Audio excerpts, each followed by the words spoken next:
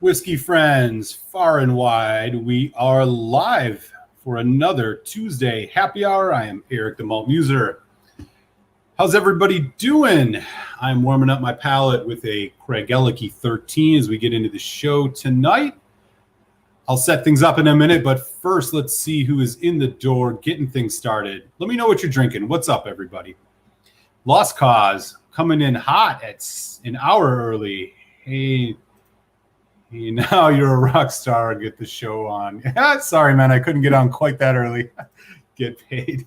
Hit me up on Patreon. You can help me out with that, buddy. Nice to see you, Lost Cause. Nipping at his heels is Too Slow with the smiley face. What's up, Too Slow? Cheers, my friend. Right after him is good old Mr. French. Happy Tuesday to you. How are things up in Duluth, Minnesota this week? Hope you're well. Daniel's in the house. Mark Stengel coming in with a Chivas 18. Good stuff, good stuff. That is a solid pour. The better 18-year-old blends that I've had, to be honest with you. And this is a step up on your journey, right? I know the last time you had the Chivas 12. Be interested to hear what you think about this one, man. Good pour. Folks saying hi to that. French. Glenmorangie La Santa. Okay, a little sherry. Good deal, good deal. Daniel's going back to that after having some Quinta Ruban. Andrew Page. What's up, buddy? You still up in Maine, or have you come back down here to the Mid-Atlantic region? Peter White. Gooderham Works, Wellington, 49. Is that 49 years old? Because if it is, wow. Hey, Juan, how are you, man? Cheers. Nice to see you, friend. Glad you could stop by for some happy hour chat. Daniel's got some Elijah Craig. B52 is about to get poured after my warm-up of Balcones Lineage. All right. Daniel's coming in hot tonight. All right, y'all. Let me set the table for what's going on over the next couple of hours of YouTube Whiskey Chat. Here's what's going on. So tonight, I am going to be doing the final sample tasting from our good friend at Whiskey Pilgrim. Got it resting right here. Longrow, 21 years old. I'll be getting into this in a little while. So we'll chat about that. Of course, a visit with Mr. Cloudy, as always. We're getting down to the nitty-gritty here, y'all. Not much left in this bottle, but, you know, we're seeing this through to the end, right? We'll be sipping that. Maybe get another couple pours in here to keep things going. And then I'll be heading on over to the Telex and Malt Show on the Telex, the Whiskey Tech channel, as always. Tonight, we're doing 2 tastings. We're going to be tasting in the first hour Glendronach, the original, 12 years old. Pretty accessible stuff. So we'll be revisiting this one, give you guys our thoughts as we taste this. And then in the second hour, going to be going with something heavy and peated.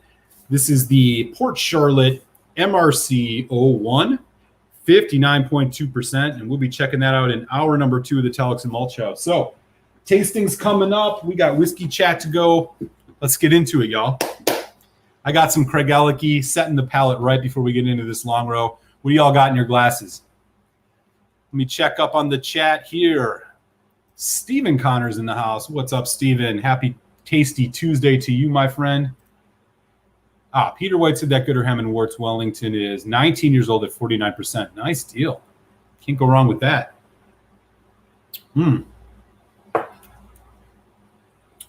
Cohen.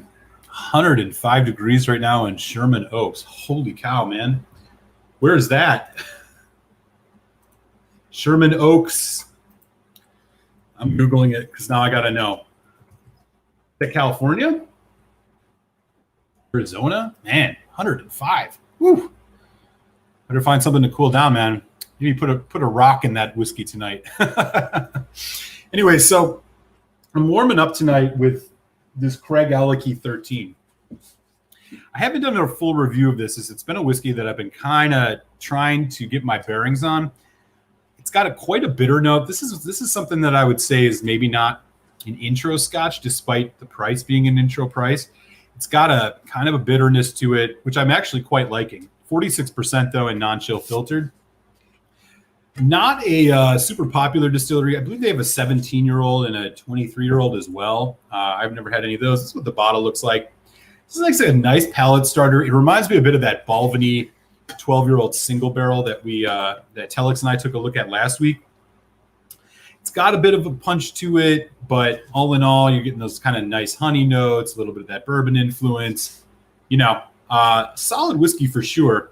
Kind of good here in the summer, as it's, despite having that bite, it's still pretty light on the palate. So I'm enjoying it. Definitely one that I've been putting a dent in as of late.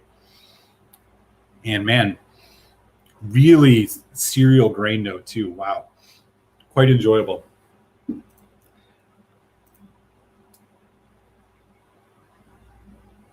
There you go. Oh, you have some Craig Ellachie. Okay, cool. Yeah, let me know in the chat. Any of you guys ever had the Craig Ellachie 13? Maybe some of the more aged stuff in the Craig Ellachie line. As I said, Telex had, I think, the 17 recently, which he liked quite a bit. But this is a distillery I, frankly, have been kind of trying to, like I said, get my bearings on a little bit, learn a bit more about. So far, I quite like it. First, I was a little unsure, to be honest, but that's why it's always important. Oxidization does wonders in the bottle. If you got something open long enough, it really does change. And I'm definitely noticing with this, it's just become a little bit more balanced. Valley in LA. Okay. What's up, Too Slow? Okay. Yeah, exactly. Right. I wonder if you got the same thing I do, Andrew Page. It's like a little bit sharp and abrasive when you first, the first maybe quarter of that bottle. It's like, oh, I'm not quite sure. It was almost too much. Maybe alcohol burn, so on and so forth. But I think this has really turned around to be a really nice, tasty whiskey. Probably something I'm going to recommend. I'll probably sit down and do a review. I've been kind of taking notes periodically on this one, just to kind of get getting my bearings on it, trying to capture everything, because I'm starting to get something a little different every single time I drink it, which is usually something that I quite enjoy. Do you get any barbecue bacon meaty note on it? I've heard several people say it. I've never picked that up at all. I'm not sure that I would say that I'm getting any barbecue or kind of savory meat note on this at all. For the most part, this Craig Ellachie, I think, it's sweet, bitter. It's got a bit of, again, kind of the bourbon notes. There's a little bit of maybe pear, green apple going on in it, but when you say it, I'm starting to think about it now, and like maybe I could construe this as having a little bit of a barbecue thing, but not too much. It's not smoky. It's not very salty. I don't know. We'll see what happens, right?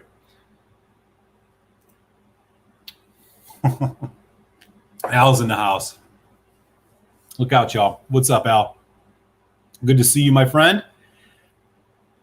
I just saw him a few minutes ago. I stopped in and said a quick hi to our good friend and friend of the show, Alan, the Whiskey Friend. If y'all haven't subbed to him, you should. He's a great dude, Patreon supporter of my show. Been doing great whiskey reviews. Overall, just super cool guy in the YouTube whiskey world. I popped in to say hi to him before I joined and started the show here tonight. And so saw Al over there. And yeah, here's Emily Chambers. Hey, Emily, nice to see you. How are things in Florida? Happy Tuesday to you. Richie Z, yep. Saw these folks over there in the chat. Good to see you all, man. Thanks for stopping by. So Peter White said he said the 23-year-old and it's primo, but very expensive. I'd be interested if you have recall any notes from that Craig Ellachie 23, kind of how you would describe it. I honestly am not quite sure what to expect out of this at a higher age. I mean, this 13, like I said, it tastes a bit on the youthful side, bitter, sweet, a little bit of sour, kind of cereal, barley, sugar. Pretty good stuff. Takes a little while to get used to it, though. Paige, an indie Craig Ellachie 21. Nice. Ooh, sherry. Oh wow, that would be interesting. This would be.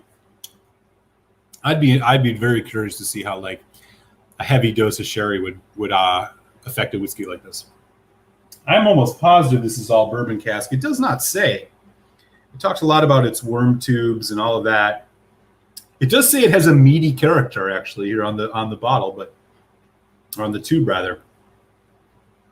I suppose there's like a slight savory. It's kind of got the mouth-watering feel of like that savory note, but I don't get the note very much at all. Maybe it'll show up more as I get into it, but I do kind of like their presentation. It's very kind of old school, distinctive, a ton of writing on here. Talks a lot about its, again, how the worm tube distillation that they use, all that. Let's see if it says anything on the bottle. Yeah, worm tube, old-fashioned worm tube, traditional worm tube. Does not say. I think this has got to be all ex-bourbon. There's the color. I mean, it does not say it's naturally colored, but I feel like it might be. Yeah, this is probably all ex-bourbon. Maybe some European oak with that sharp bitter note, spiciness. I don't know. Tough to say, but I'm enjoying it nonetheless. So I'm definitely going to spend some time with it some more. Ben Demon Hunter in the house, our friend from Canada. What is up, my friend? Just got off work and he's driving home. Drive safe, man. Don't YouTube comment while driving. Hope you're well, man. You've still been putting up incredible pics on Instagram, buddy. You still experiencing all that good nature up there? Man, you got me jealous. I love the whiskey community. You're damn right, Richie. I've known you for quite some time too. God, we've been chatting for a couple of years, I think. From the Quig channel on up. Welcome to Geekery. Oh, hey, how you doing? Molasses. Saying hi to Emily. Welcome to the show, buddy. Tasty Tuesday. You sipping on anything decent here? Peter White said, whiskey in the 60 did a recent review very highly. But you're talking about the Craig Alecky? Okay. Yeah, I might have to check that out. I don't know if it's something that's on my horizon to buy anytime soon, but, you know, stranger things have happened. If I hear enough good things about it, I'll get excited. 23 is about 200 cheaper here than the UK. Wow. Okay. Damn. Right on, right on. Folks saying hi to each other. Good deal, good deal. Ah, you can promote other channels. I don't care. Whiskey Baron compared to 13 and the 23. Oh, right on. I'm not even sure I've heard of him. I'll have to check that out. Or her. Or them. I'll look into it. Okay. Now that we got the Craig Alecky down and the palate is set, I'm going to give you all a little tasting of the final sample provided by our good friend Whiskey Pilgrim. And here it is. Longrow 20 freaking 1. 46% ABV. For those of y'all not necessarily familiar with Longrow, Longrow is the peated line out of the Springbank distillery. So there's 3 brand names that Springbank does. Regular Springbank, lightly peated. There is the, for the most part, lightly peated, not all of them. There's the Hazelburn, which is like triple distilled sherry. And then, I don't think all of it's sherry, but most of it, it's wine finished stuff. And then there's the Longrow line, which is their more heavily peated range. So Whiskey Pilgrim was generous enough to send me a sample of the 21, which, for the record, I've never seen on the shelves here in the United States anywhere. I have had the 18, which I quite liked. I got the opportunity to try that when I was visiting London last year. So this 21 years old, I've had it sitting here in the glass for just about, probably 30 minutes. Caps on it, but letting the oxygen work its magic. Really excited to get into this, y'all. Let me know if you're fans of the Longrow line at all. Be curious to hear what y'all think about Longrow. One thing, in addition to their regular standard stuff, they have an NAS peated, which is like 46%. They have an 18. They have this 21, apparently. They also have the Longrow red line, which is all like 10 to 13 year stuff, finished in different wine barrels. There's a Pinot.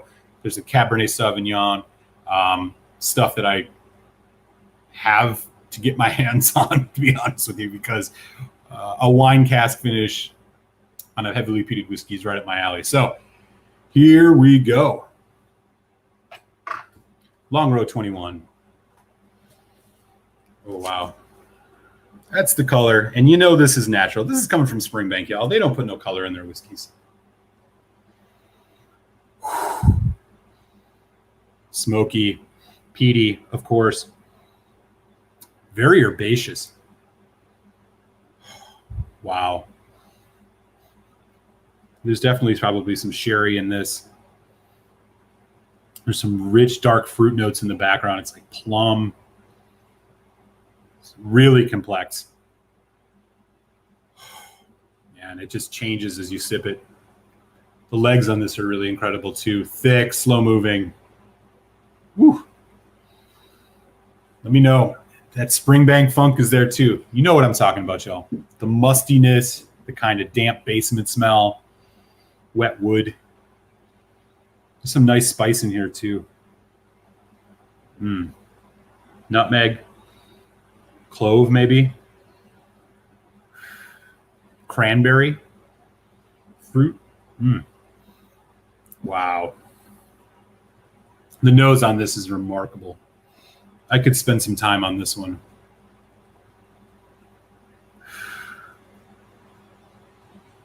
Wow.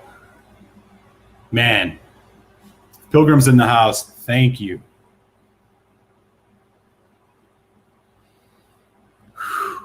Boy. I'm a little awestruck by this one. The nose is incredible. Let's give it a taste. Cilantro, my good friends.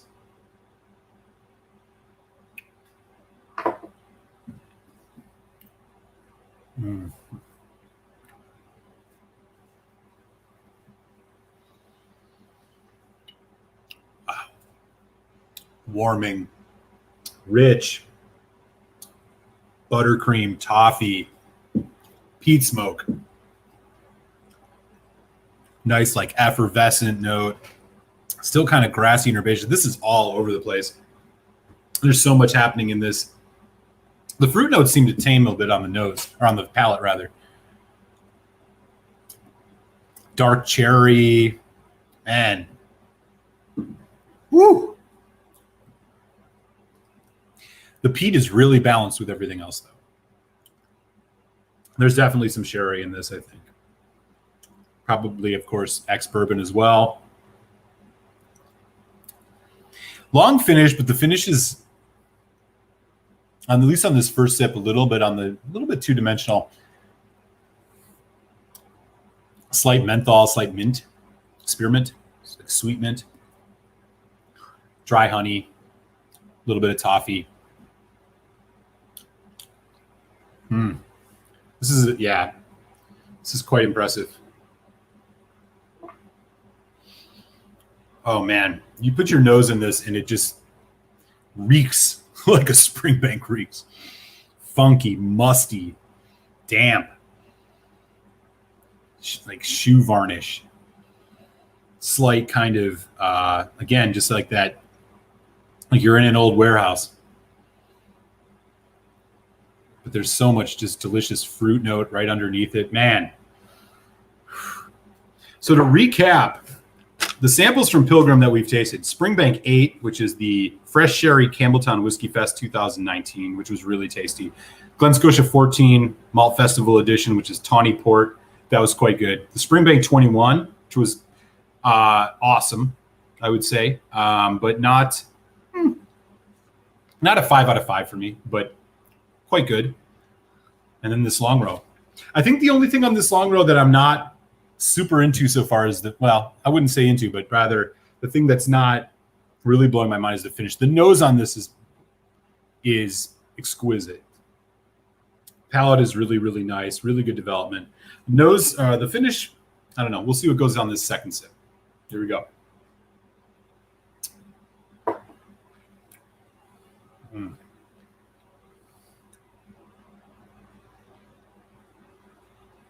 You know that feeling you get when you instantly know within like a split second of it hitting your tongue that you're drinking an exceptionally good whiskey? That's what's happening with this. It doesn't happen often. But man, you know it right away. Just delicious. Really nice kind of soft palate, despite being pretty viscous. The smoke is there, but it's more in the background. The peat definitely popping on the tongue, which is nice. Sherry notes are there. Again, it's dark. It's dark fruit. It's dark cherry, chocolate-covered dark cherry, dark chocolate, baking powder or baking cocoa, that kind of semi-sweet chocolate. Going into a nice, subtle finish. The finish is quite subtle on this, which I think is getting more interesting here on the second drink. Again, slight of that herbal note. Buttercream, butterscotch, vanilla cream. Man, quite delicious. Okay. Since this is probably the only time in my life I will ever drink a Longrow 21, I'll be curious if any of my friends in the UK maybe see this stuff more prominently around them.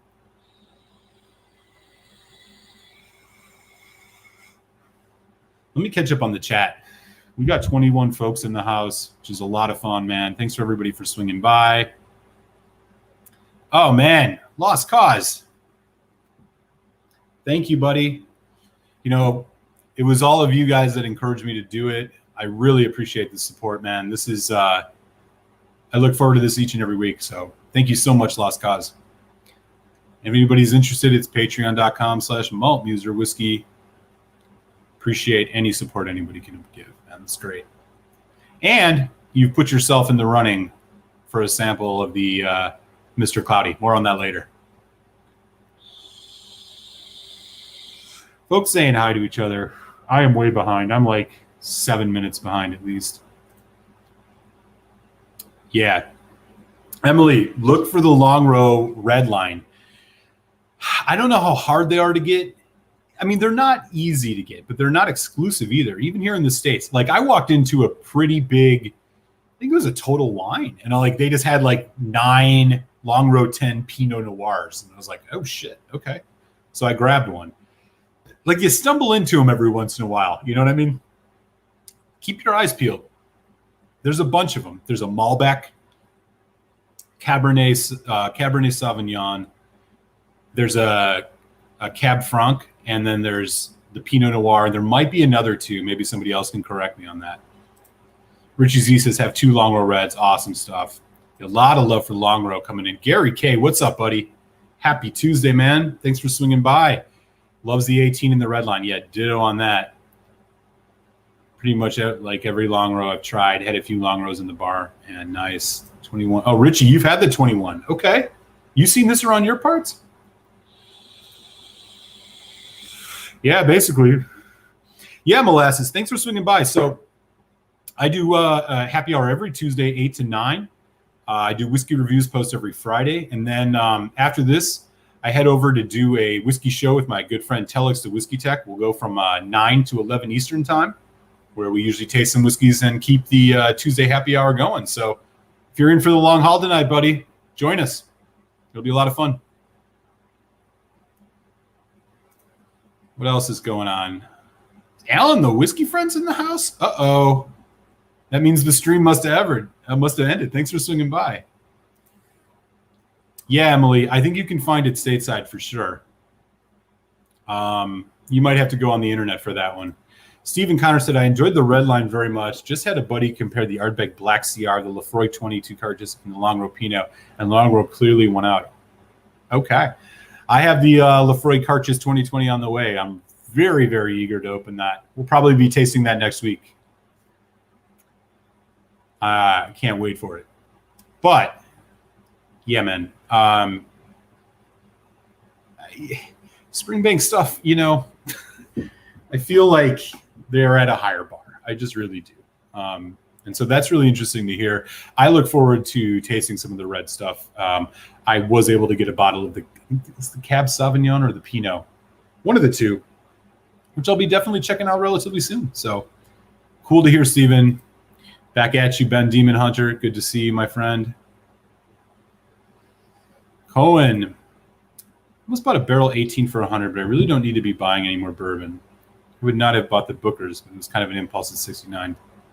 Yeah, I mean, that's probably about as cheap as you can get Booker's these days. The barrel stuff I know is a little bit hit and miss. I've not really had any of their bourbons. I have a 13-year-old Canadian rye cask strength, which I quite like. Their bourbon stuff, I think, is, some people hold it in high regard. Others have been a little bit more controversial about it, but probably made the right call. But 18 years, again, it's a small sample size for me. But generally, like, my favorite bourbons are kind of in that, kind of like 9 to 13-year-old range. I do find that older bourbons, the ones I've had at least, which again is a small sample, have been a bit on the very oaky and overly oaky. Maybe the barrel's an exception, but I think about like the Elijah Craig 18, for example. Wasn't really my cup of tea, but Molasses says my local shop has the Longrow 18 for $189. I don't like the idea of explaining that to myself. You could say it's it's for research. $189 though. I mean, you're lucky if you can find Longrow 18 cheaper than that in the States. It's really expensive, man. I'm not sure why, but it's just not an easy one to get here in the States. More folks saying hi to each other. Good deal. Ooh, I'm going to tell you, the finish of this is it's went into a nice kind of cooling mint. There's a bit of a, maybe even floral note on the end of this. God, the nose though. It's like a peaty Springbank. I mean, which is literally what Longrow is. Why would you expect any different? But man, it's wonderful.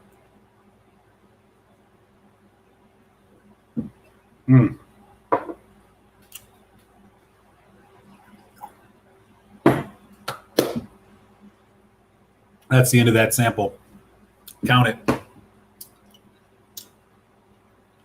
Thank you again, Whiskey Pilgrim, for your generosity in sending me these samples. These have been a lot of fun.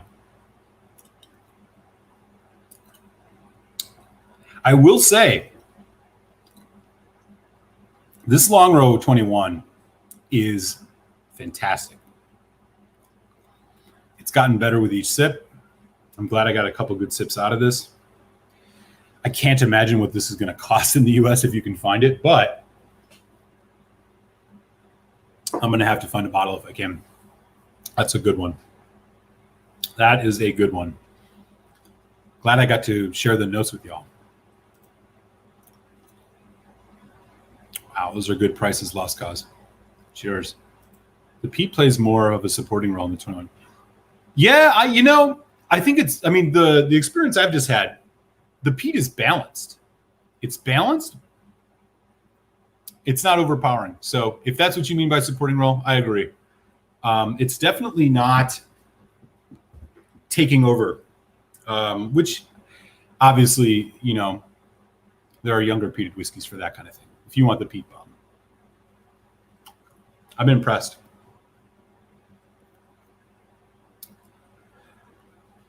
Yeah, I mean, preliminary score-wise, this is in that 4.25 out of 5 range for me, probably 4.5, 4.5 maybe.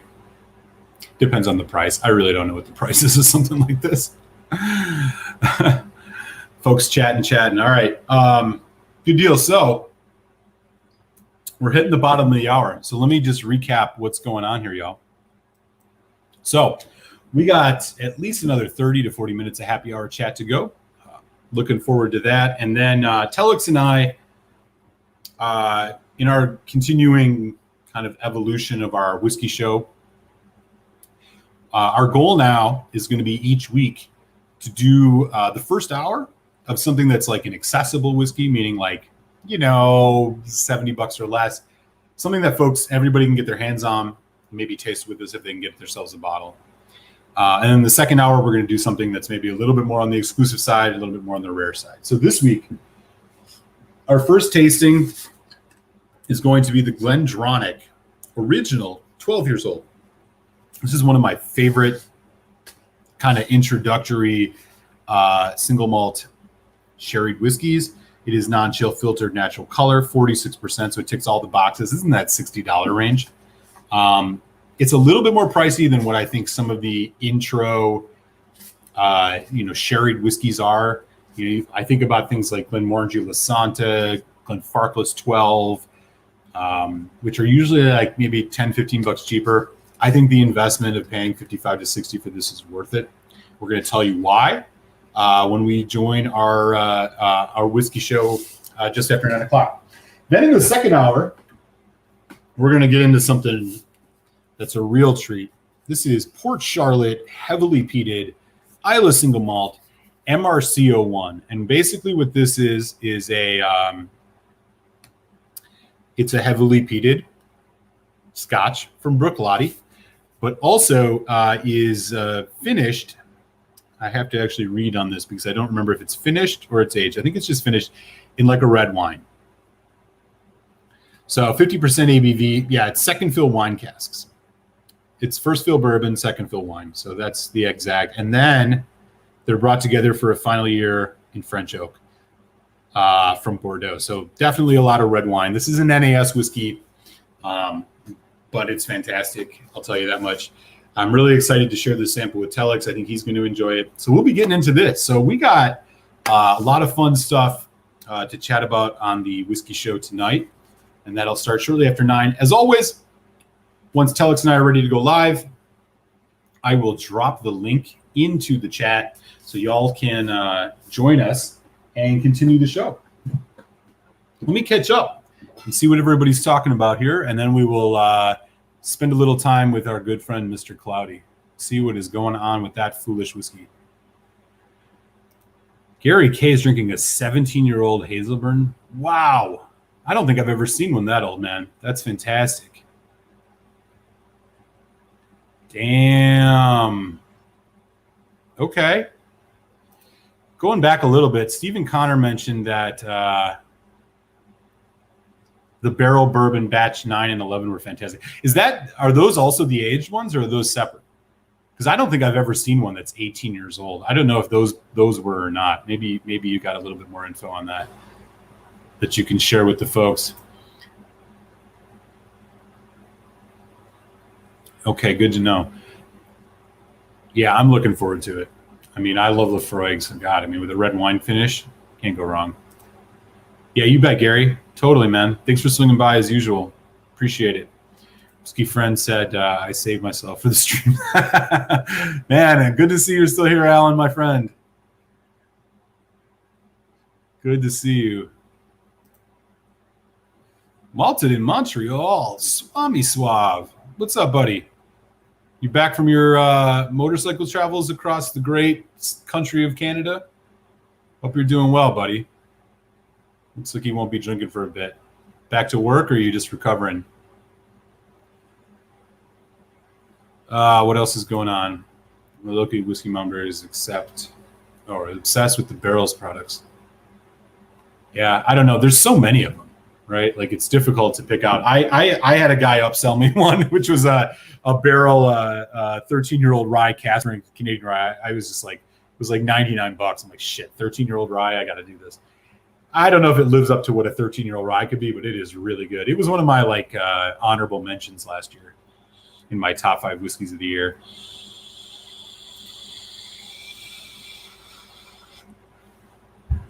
Cool. Some folks got opinions on that dovetail. Yeah, I've seen the dovetails. Yeah, a lot of folks have tried some of the barrel stuff. It seems to be pretty good. The only barrel I've had is the dovetail, and I've heard it's a good thing, but I haven't opened it. I'm not in a hurry to right now. Yeah, man. That bourbon is stupid. It's just stupid. That's the only way I can describe it. For folks who aren't in the know, I did do a review of that, actually, a couple weeks ago. You can check it out on the channel if you're interested. The latest release from Elijah Craig, they do these 3 annual releases of their barrel proof. This B520, most of them are all like over 60% ABV. So they're like hazmat level, right?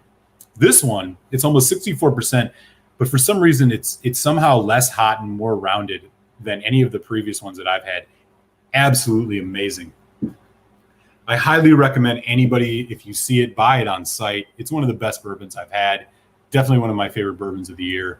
Keep your eyes peeled for that one. Glad you're enjoying it, Daniel. Yeah, man. That's seriously good stuff.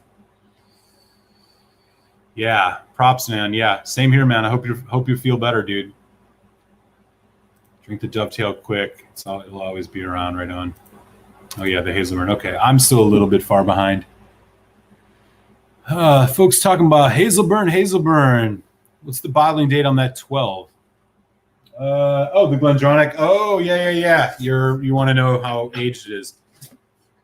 So the Glendronach thing is weird. They were shuttered for a while. So the dates on them, actually, they can be older than they say that. This is 2019. So this is definitely 12 years. Anecdotally, lost cause. I have 2 bottles of Glendronach 18 Allardyce that are 2019 releases, which means they're 24-year-olds. I'm going to be excited to open one of those a little bit later this year. Yeah, so this one I think is just straight up 12. Okay, y'all. A few more folks.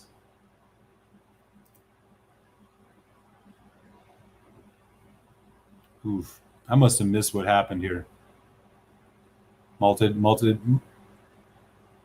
got his hands on some whack whiskey. I might have missed that one. Anyways. Yeah, right. And weren't you saying, Peter, you were saying that the Canadian rye in that barrel uses all Alberta premium? Rich, look at random pours.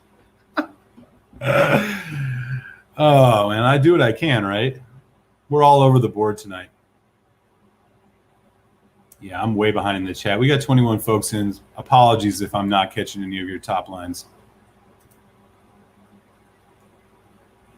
Okay, that's interesting. That I did not know. Batch 9 was 13. And batch 11 was only 6. Or batch 11 was the best 7. Okay. Ringing endorsements for the barrel bourbons coming from Stephen Connor, and he's someone whose opinion I would trust on that. So maybe it is worth pulling the trigger on those. Yeah, well, those were good buys. You're not going to go wrong with either of them. Barrel riser winners. All right, ringing endorsements on those. All right, y'all. All right. It's that time again. So before we get into this, a couple things to tell you. So I went back and looked and found out the actual first time I bought it, or when I opened this. I opened this May 19th. So this is about 3 months, right? We've done a lot of progress. You guys know the story by now. If you're new to the channel, this is a single cask whiskey that was as cloudy as all hell, has the funkiest taste ever. I talked to the people I bought it from. I got an interview with Glen Scotia to talk about it, which is posted on the channel if you're interested. This has just been an experience. And so, in keeping with the tradition here, we still got a bit of this left. So, of course, I'm going to pour another. 3 months. I do also have 3 samples of this bottled up, and if anybody's interested in potentially trying this, I'll drop the link in here. I'm not going to be overzealous about it, but I think I decided with the way we'll do this, because I don't have enough to send anybody, is I'll raffle it off through a randomizer to Patreon supporters at the end of the month. So if you want to join the Patreon and support the show, support the channel, feel free to do so. It'll put you automatically in the running, and I will add your name to a randomizer list, and 3 of y'all will get a sample of this, because it has been a journey that I've experienced with you all. So the latest, as a reminder, Glen Scotia, single cask, shop bottling, hand-filled at the distillery, 56.3%, about 10 years old. Here is what it is looking like 3 months later. Surprising nobody, it is still the cloudiest whiskey on planet Earth, as you can tell. Let's get some in the glass. See what's happened in the last week. Mr. Frickin' Cloudy, the bane of my existence. I think we have enough for like another month's worth if I just do 1 sip. I think what I might do this week is I'll just leave the cap off after the show. I'll just leave the cork off it for an entire week, see what happens. As y'all know, I'm a big fan of Glen Scotia's whiskey, but man, this one threw me for a loop. Let's dive in. I am not sure what, if anything, is going to be any different with this. I think we've kind of plateaued on this one a little bit, but we'll see what happens. Here we go. Before I go in, look at what it looks like in the glass. It's got more Scotch mist than you'd ever ask for, and I haven't put any water in it. Oh, man. Too much fun. All right, y'all. Here we go.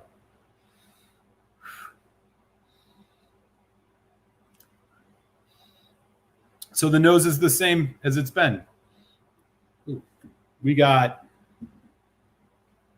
again, I have described the note on this as chewable vitamins meets shoe varnish.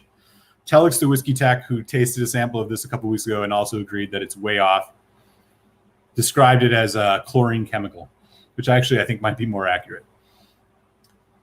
It's there. But again, right behind it are those rich, dark fruit notes, the spice, slight peat. I think I've said each week, the palate is the best part of this whiskey.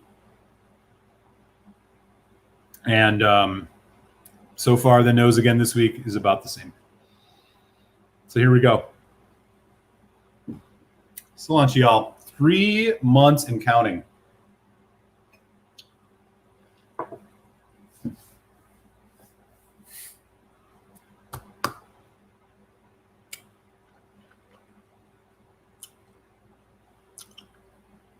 Again, it's business as usual. The palate is delicious.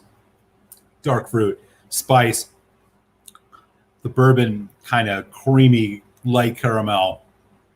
Oh, man, there's peat. There's that dark, juicy fruit. And then as it goes into that finish, that freaking weird flavor comes back with authority.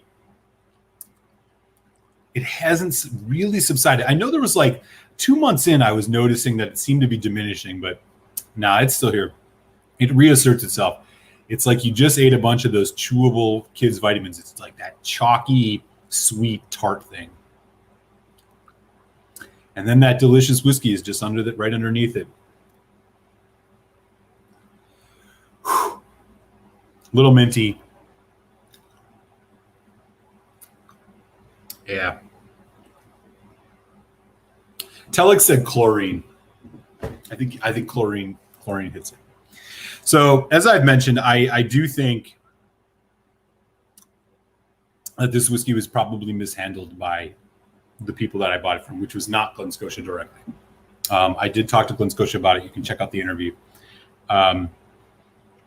But again, this is a whiskey that I think could have been really good. There is seriously good juice in here. But whatever happened to this screwed us over. Oh, God. It's still there.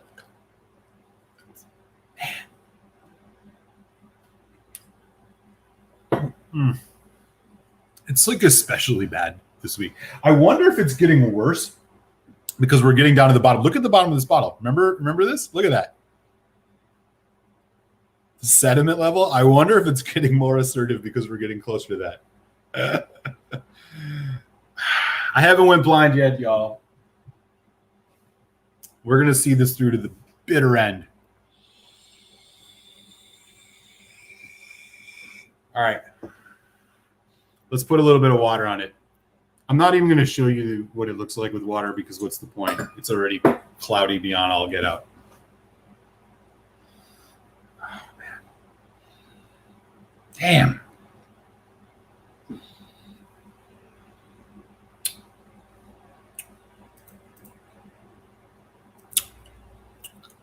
Again, nose, decent, but it's overtaken by that funky flavor. Palate, pretty good. Inspiring almost. Like you're drinking a really great whiskey and then back in it. The water doesn't do much to change the dynamic here. Sweet, bitter, sour, dark fruit, slight mint, caramel, spice, peat. It sounds like the makings of a really complex, fun whiskey, but unfortunately, whoever handled this bottle really let us all down. And it wasn't cheap, and that's a real bummer. But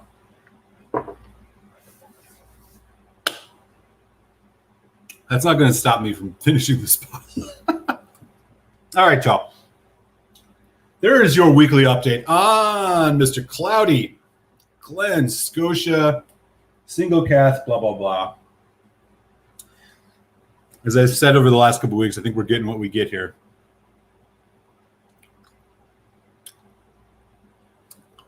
And this is where we're living. Okay.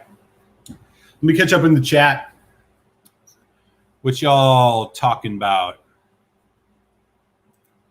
Whiskey Francis, send me the Cloudy. Oh, dude, you're a Patreon supporter now, man. Thank you for that, by the way.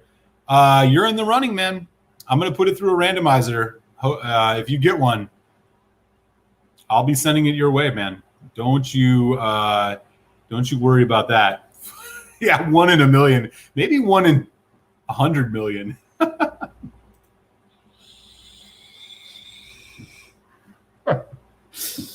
Yeah, I'm going to do it fair, but yeah, if Alan gets one, maybe we'll talk about it. Kirkland 21. You guys talking about the Costco whiskey? Oh, I might have missed a whole convo about that. There's not a lot of that left. I know. Well, I got 3 samples bottled. So they're sitting here at the ready. They're gonna bring exactly what you expect. Everything that I've experienced with this, you will experience in these samples if you get yourself one. So, yeah, maybe we got, I don't know, 3 more pours, 4 more pours. Like I said, I've given up hope that this is going to turn for the better. I think it just is what it is now. But we're going to see it through to the end, right? It's been fun. Let me catch up here. Mark. Yeah, it was something, man. Something happened here. Add half of that Cloudy to your infinity bottle. No, man, I can't. I know it's peated, right? And I said I would put peated whiskeys into it. I think this would destroy my infinity bottle. I tasted it last week on the show, and it was intense, but I enjoyed it. I can't. If I put it in there, game over. I'm keeping this one out. Can't do it. Yeah, well, I mean, there's Cloudy, and then you're like, is it really that cloudy? So to be clear, Glen Scotia didn't really say that the cloudiness per se was to be of concern, but the taste was. I've never seen a whiskey that cloudy. But then again, I've only been into this for, 4 or 5 years. So part of me was like thinking maybe this is just a whiskey note that I don't pick up or understand, and that giving it to some other folks would make they would tell me I'm crazy. But I gave it to Telex, and he was like, yo, this is messed up. I think it was like 2 weeks ago. I think there's a playback of it on the channel if anybody wants to check it out. But he said that even for him, he thought basically the same thing I did, which was both validating and made me realize that I'm not crazy. And I think some other folks who get their hands on this sample might have the exact same experience that I've had. Let's see here. Just poured Willet for your killer, Wilderness Trail. Oh yeah, man. Dude. Thank you for those Willet samples that you sent me that I got to taste a couple weeks ago, man. Those are fan-freaking-tastic. I love Willet Fourier. I'd love to get some of their older stuff. Their distillery is totally worth visiting if any of you all are ever in Kentucky. Check out Willet. They're mostly doing their own juice now, so it's not just like sourced. Worth checking out. Quality collab with Emily. Yeah, I'm not too familiar, Cohen, on the 22 sherry. I'd like to try it though. It doesn't sound bad. Hope you have health insurance. Yeah, man. I hope there's not like long-term effects to this, right? I do have health insurance. Thank God. Don't disturb the black unk, right? What's going to happen? Maybe what I'll do is I'll break the bottle open at the end and we'll peel the black gunk off. But there is definitely some gunk in here. You can't see it over video, which sucks. But like it flares up if you disturb it a lot. Like there's like ribbons of it that came through the whiskey. It's clearly just like some type of barrel sediment, but man, it's a serve. Look at how dark that is. You ever seen anything like that? This whiskey was too expensive too. I'm disappointed, but you know, I'm not going to stop buying Glen Scotia because of that. I love Glen Scotia, and nor should any of you for that matter. They make really great whiskey. I've loved the 15. It was one of my whiskeys of the year last year, way before I even had this. And their Victoriana is really good. Definitely no hate for Glen Scotia, but whatever happened here is what it is. Barrel carbon. Yeah, that's very, very possible, man.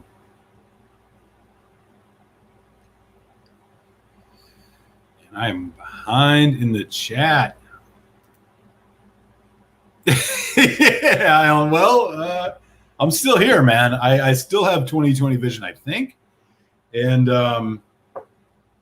you know,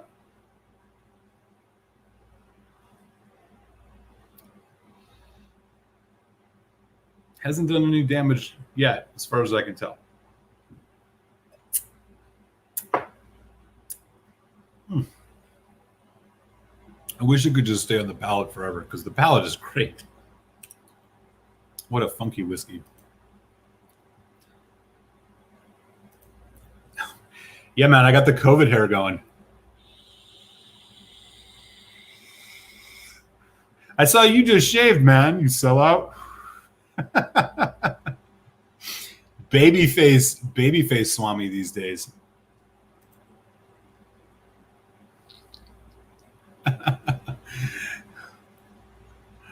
Word. What's up, Santa Cruzin? Nice to see you, my friend. Happy Tuesday. I've decided I'm probably just going to let the hair go, Swami. Here in Philadelphia, things are still a little bit tenuous. So I ain't trying to go to no haircut salon. Forget all that noise. Waiting for the Glen Scotia 2020 festival to arrive here in the U.S. Yeah, I haven't seen it. You're talking about the Tawny Port? I got a sample of it, which was quite good. But yeah, really unfortunate. Those are not whiskeys that are easy to come by here in the States, man. That's for sure. It's a bummer. Dram dude's in the house. What's up, man? Happy Tuesday. How are you? Hope you're doing well. Thanks for swinging by. Folks saying hi to good old Santa Cruzin. Good friend of the show. Thanks for stopping by. I am going to get my palate a little bit reset. A little bit more Craig Ellachie 13, I think. Thanks to everybody who was chatting earlier about Craig Ellachie. Learned a couple things about some of their other releases. Sounds like it might be something decent to get my hands on eventually. I'm going to have to use a different glass. Thankfully, I got a couple of these because I ain't putting it in that Glen Scotia glass. That thing is... Those are tainted, man. They're tainted.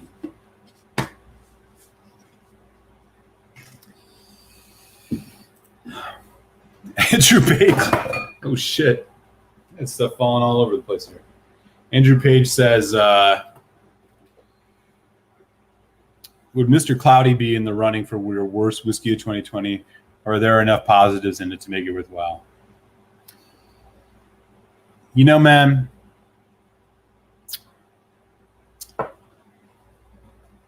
that's a good question.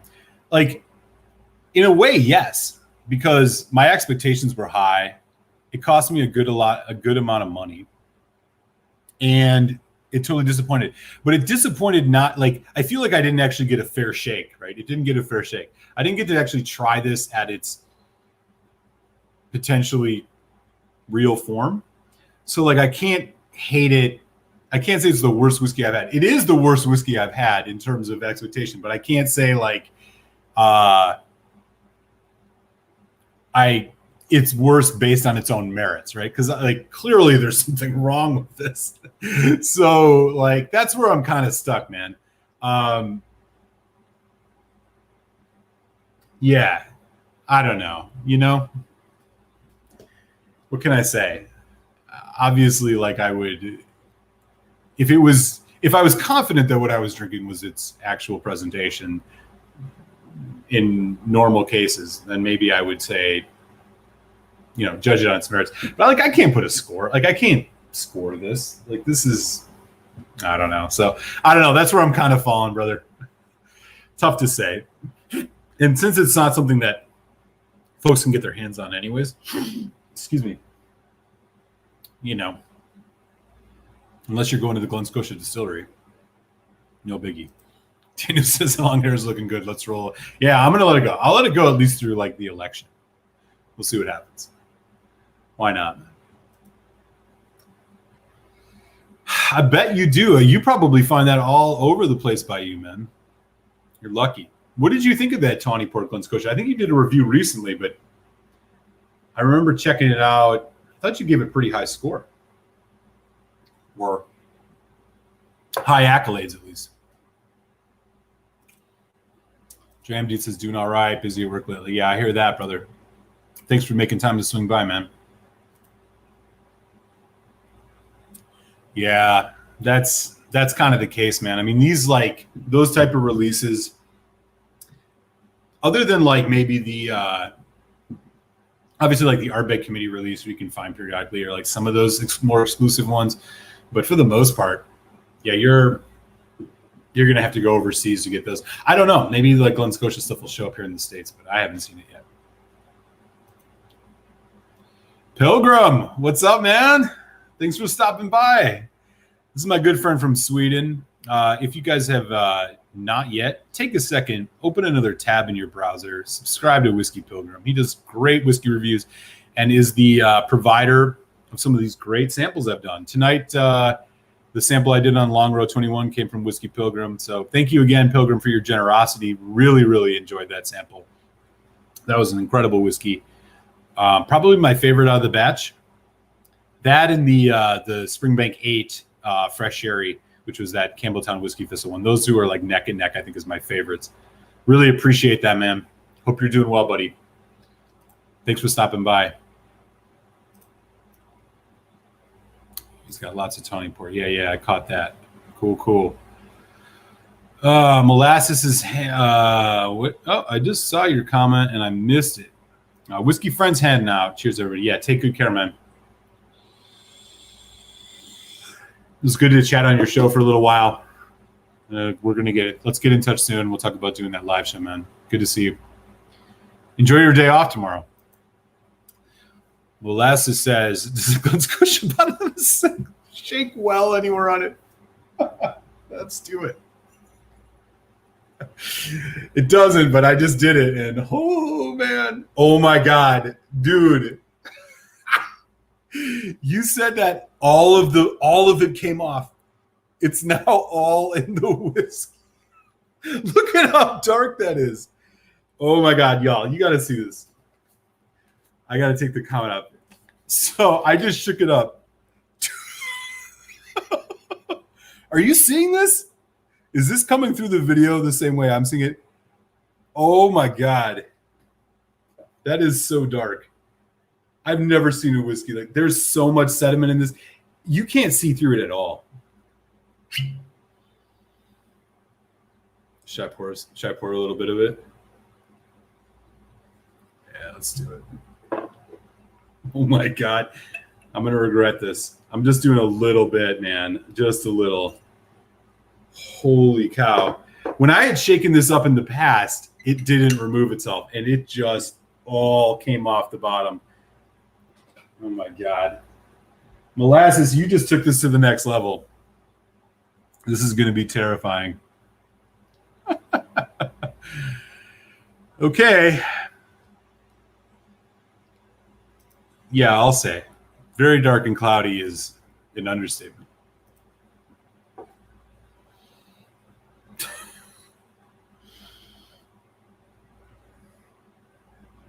Here we go.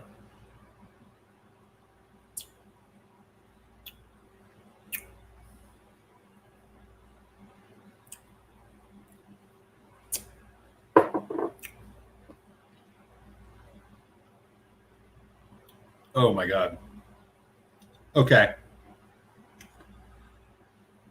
somehow, Emily Page. Yeah, exactly, molasses. There's no filter on this. I mean, you might as well just be like licking a barrel safe. So here's what's interesting. The taste of this now, it's actually gotten brighter and almost more flavorful on the palate and sweeter.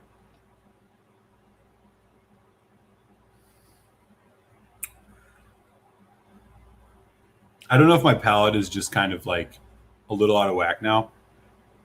It's actually sweeter.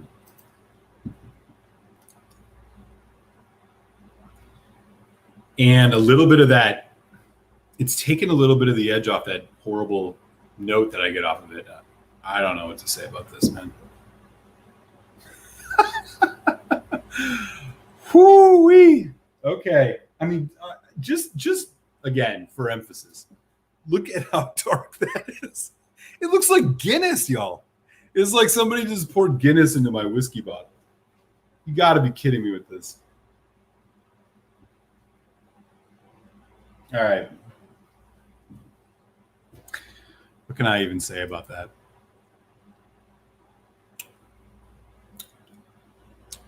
It's interesting, though. The palate's actually better. I don't know what to say, man. This whiskey is... If I'm not on next week, you'll know why.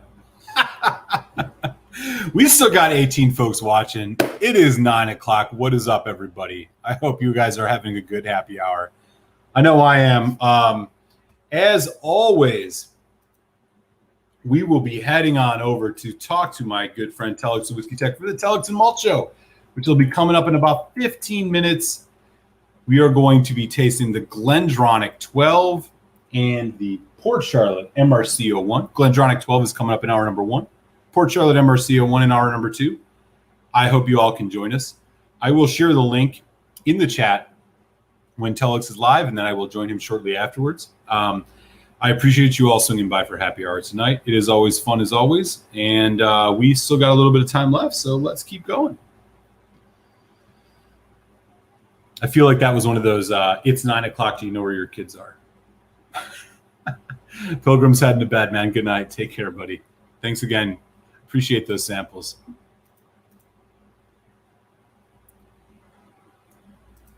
I'll pay you for a sample to Cloudy. Well, you're on the Patreon now, man. So you're in the running. You are in the running. At the end of the month, I will raffle off 3 of these. I'm going to put everybody who's decided to join the Patreon and support the show into a randomizer. I'll choose 3. 3 of y'all will get a sample of this, and then for folks who don't get, we'll figure something else out. But Richie Z, yeah. Question. Like, honestly, when I look at it, I'm terrified at this point. Yeah, you're totally right, man.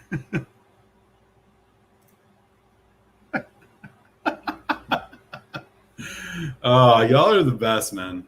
This is why I love Tuesdays. It's always something, right? Oof. Yeah, definitely. I hope you all will join. I'll have the link ready for you guys relatively soon, probably in the next 5 to 10 minutes. As I mentioned, one more time for the folks in the back. We're continuing to evolve the Telex and Malt Show. And so basically this is the way we're going to do it. And I hope you all think, share your feedback on this. But basically what we want to do is we don't want to pigeonhole ourselves into a situation where we're only doing like some type of fancy ass whiskey. And so we're going to do an accessible kind of everyday, find it on the shelf in a decent whiskey shop whiskey in the first hour. And in the second hour, we will do something a little bit more interesting and special. So that way, we hope we can like taste some whiskeys and share our thoughts and maybe inspire folks to try some stuff. And then, get into something kind of interesting and funky and harder to get, and share our notes on those. So I hope you all will enjoy that. I think that we finally got the opportunity to get some samples in each other's hands. As I mentioned tonight, we're going to do the first hour will be Glendronach, the original 12 years old, and then the second hour we will do Port Charlotte MRC01, which is a red wine, bourbon, European oak, NAS whiskey out of Port Charlotte, almost 60% ABV. So it's going to be a lot of fun, man. Good night, Alan. Great to see you as always, my friend.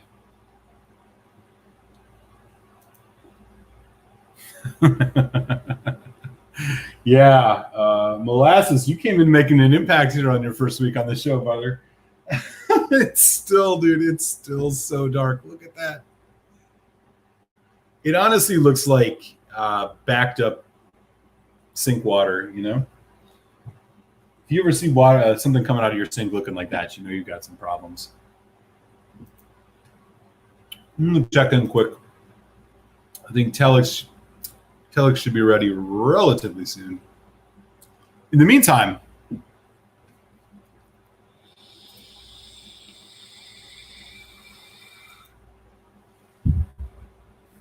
I don't know. Oh.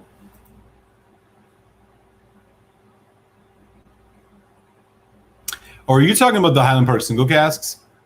I have one. Those are really expensive too. I have a 12-year. I'm going to open it up later this year. I think I'm going to do it on my birthday, which is in November. Or I'm going to do it in December, because I'm going to do in October. My reviews are all going to be 10-year-olds, and then in December they're all going to be 12-year-olds. I think I'm going to open that one up in December.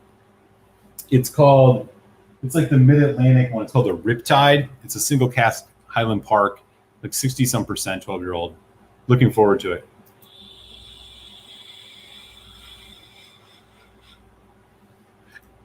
Yeah, Gary, I wonder if we're talking about the same one.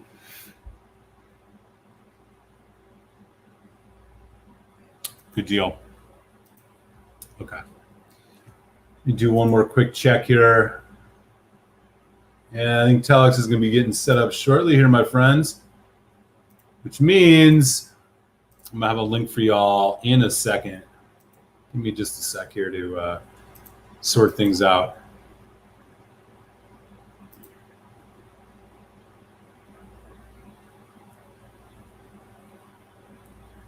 Oh, man, I got to give props. Juan and Brent, thank you so much for joining the Patreon, man.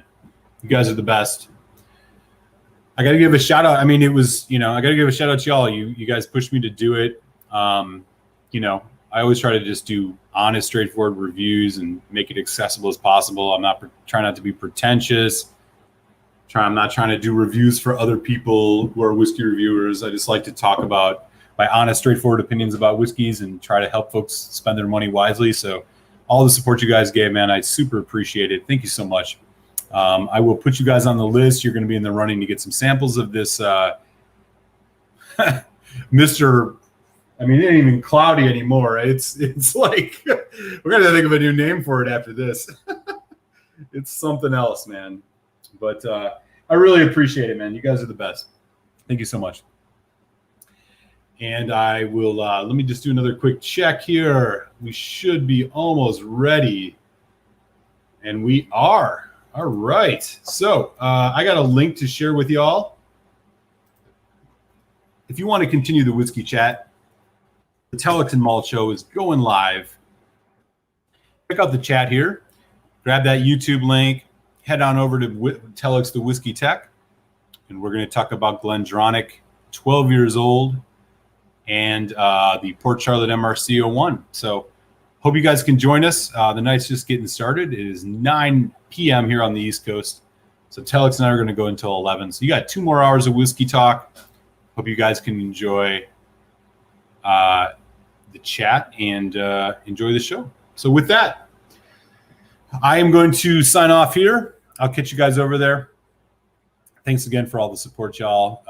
This is super fun.